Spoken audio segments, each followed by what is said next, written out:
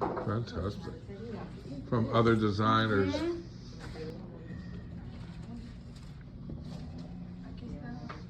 Make sure that you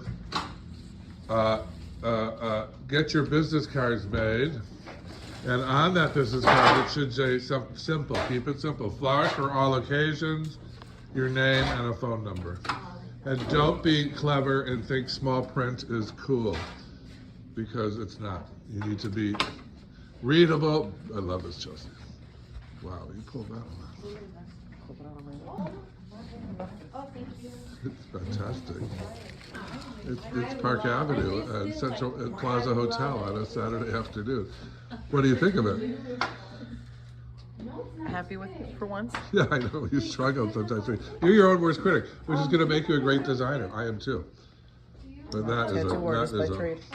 You're a tattoo artist? Well, you know, right?